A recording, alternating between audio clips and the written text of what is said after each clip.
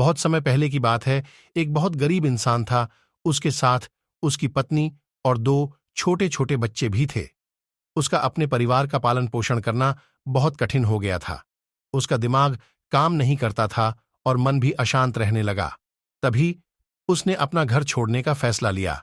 एक रात जब उसकी पत्नी और दोनों बच्चे सो रहे थे तो वो चुपचाप घर से चला गया। रात में बिना किसी मंजिल के वो आदमी चलता रहा। तभी अचानक उसने देखा कि एक नदी किनारे भगवान बुद्ध अपने शिष्यों के साथ बैठे हैं।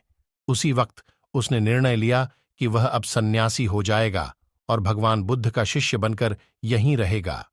उसके बाद वह भगवान बुद्ध के चरणों में जाकर गिर गया और उनसे विनती करने लगा कि वो उसे अपना शिष्य बनाकर अपने साथ ही। भगवान बुद्ध ने उस गरीब इंसान की बात सुनकर उसे अपने साथ रख लिया। भगवान बुद्ध अपने शिष्यों के साथ आगे बढ़ते हैं। रास्ते में चलते चलते थक गए थे। सब रुककर एक पेड़ के नीचे विश्राम करने लगते हैं। तभी भगवान बुद्ध को अत्यधिक गर्मी के कारण बहुत तेज प्यास लगने लगी।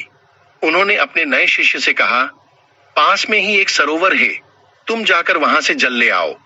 जब वह सरोवर के पास पहुंचा तो उसने देखा कि कुछ जंगली जानवर सरोवर में ऊधम मचा रहे हैं।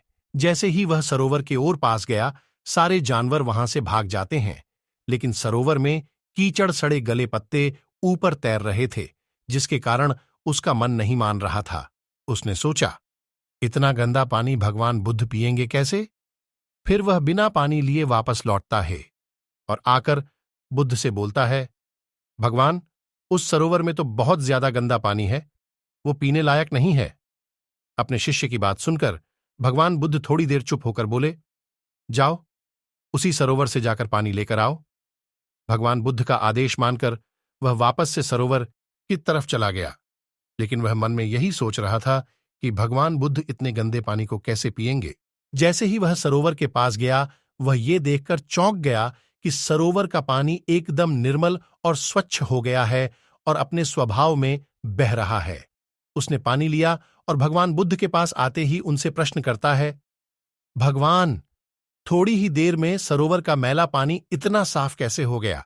फिर बुद्ध ने उसे समझाते हुए कहा, जब जानवर पानी में ऊधम मचाए हुए थे तब सरोवर का कीचड़ उभर आया था, लेकिन कुछ देर शांत रहने पर कीचड़ फिर से नीचे बैठ गया और पानी पहले जैसे फिर से निर्मल और स्वच्छ हो गया।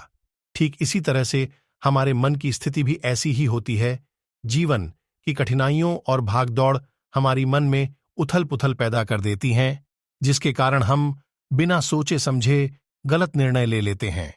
अगर हम अपने चित्त को शांत रखें, लेकिन कोई भी निर्णय लेने से पहले अगर हम अपने चित्त को शांत रखें और धैर्यपूर्वक बैठकर सोचें, तो हमारे मन की वो उथल पुथल भी पानी की कीचड़ की तरह नीचे बैठ जाती है और तब हम जो भी निर्णय लेते हैं वो हमेशा सही होता है।